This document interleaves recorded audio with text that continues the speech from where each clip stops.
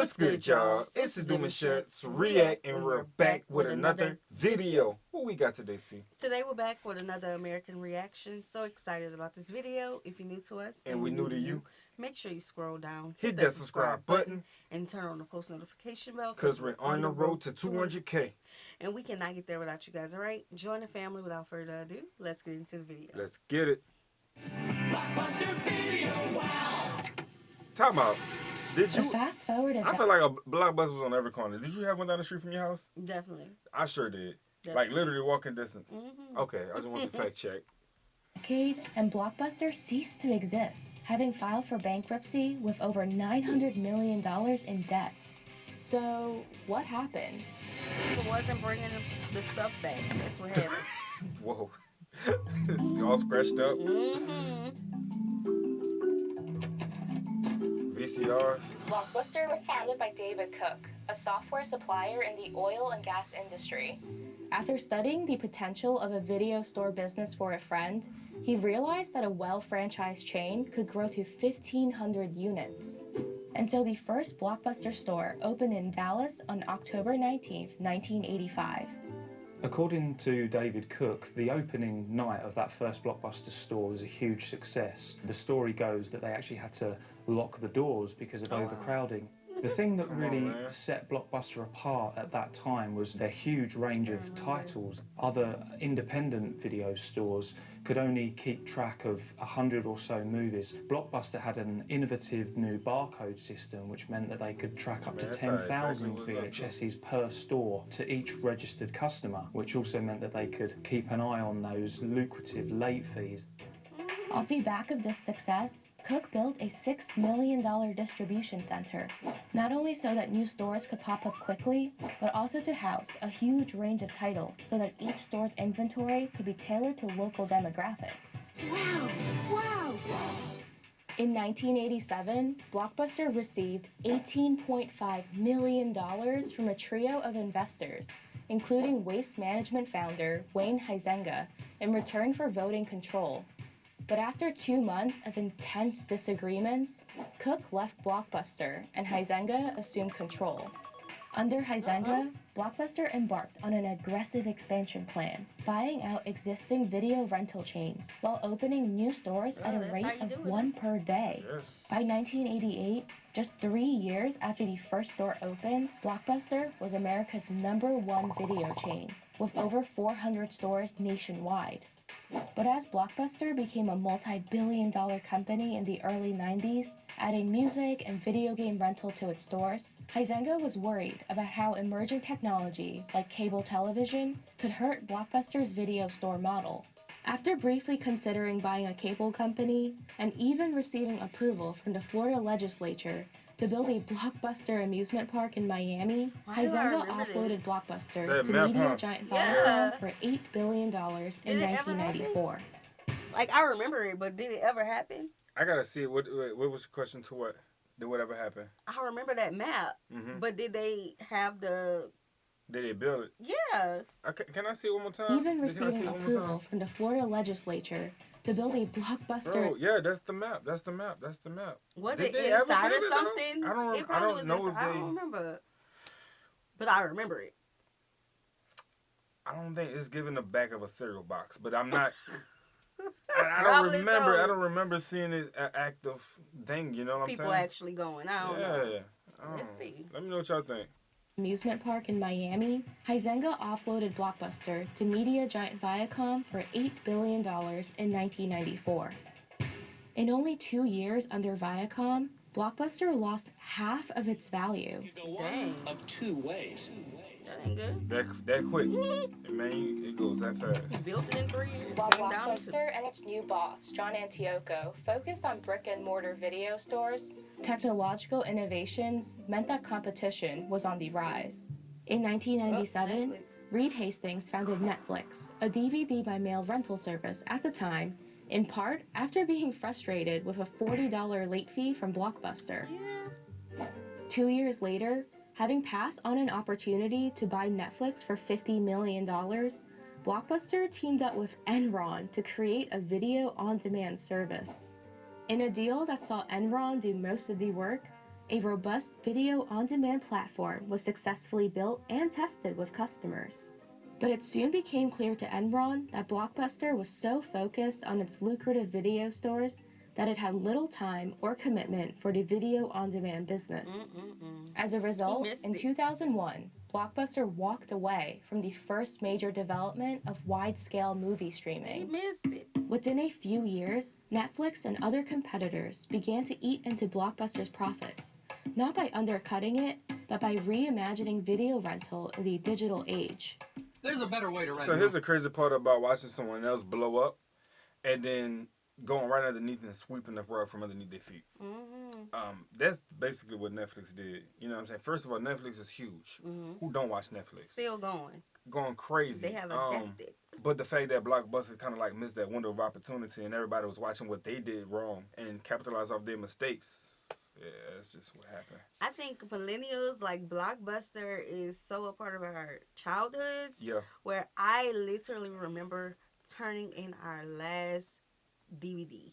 Was it DVD, CD, VCR, Well, I whatever feel like it's they called. did have VHR. CDs. They had CDs though. I feel like they did too, cause it Blu-ray. whatever it was. Was it Blu-ray?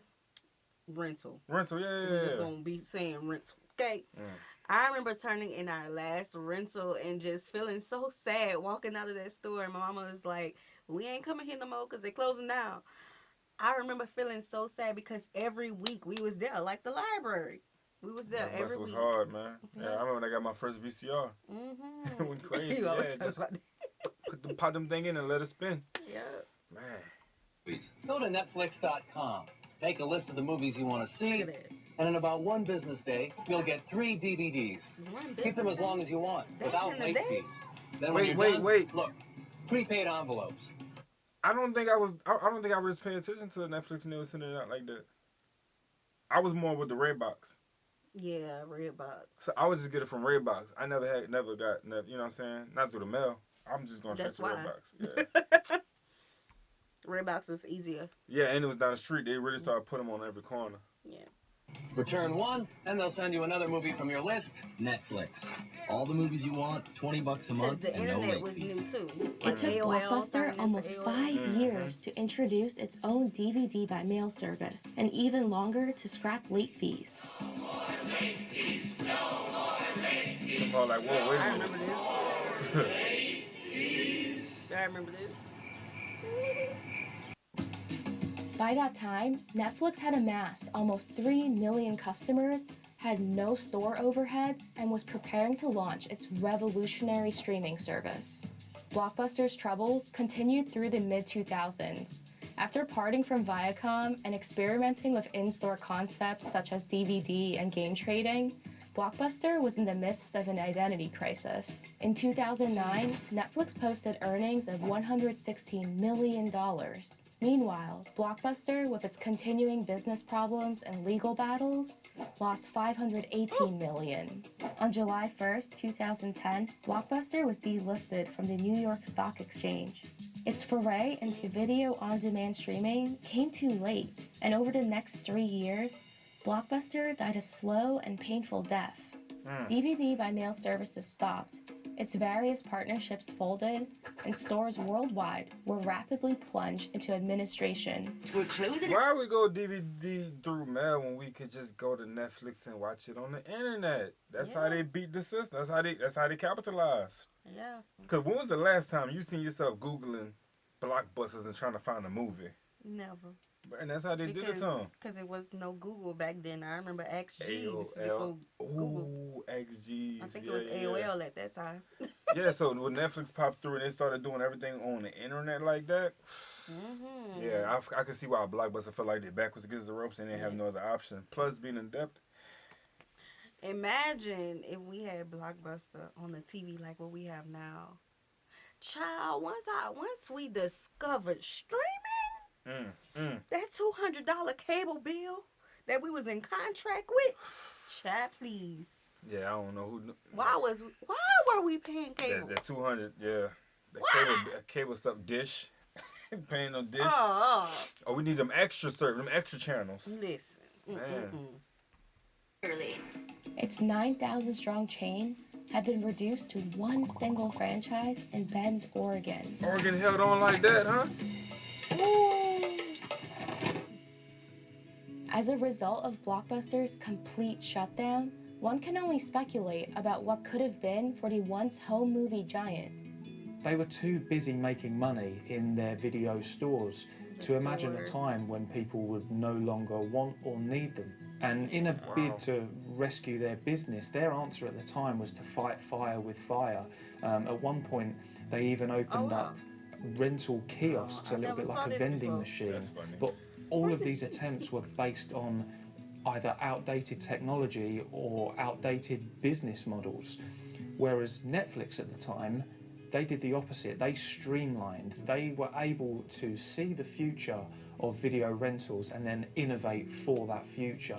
Blockbuster, they didn't seem to understand how the next generation, particularly millennials, who grew up in a world without hard copy media like DVDs and CDs, how they would react to video on demand as technology. You said millennials didn't grow up who grew up in a world without hard copy media like DVDs and CDs, how they would react to video on demand as technology improved. And that's why Netflix, if anything, millennials is the first person to see the growth, the transition. We are the class that watch it happen, evolve, and then take off. Like, from the VCR to the DVD. You can even go further back than that. Streaming.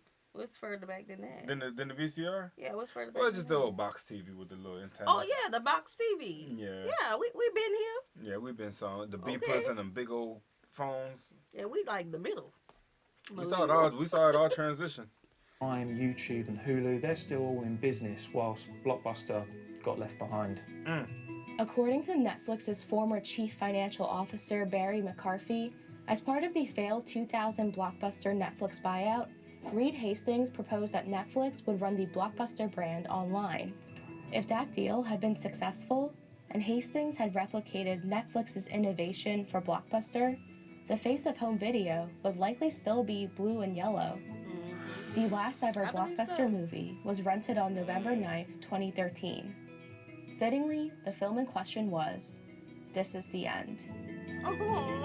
Man, I remember it, bro. We're gonna stop right there. Make sure you guys go check the channel out, man. But it's a call to action, basically, because you don't want to be the Blockbuster of your generation and get left behind because you don't want to get with the times that you see is happening. Things are really transitioning, and a lot of people don't want to make that move because they feel like whatever they feel.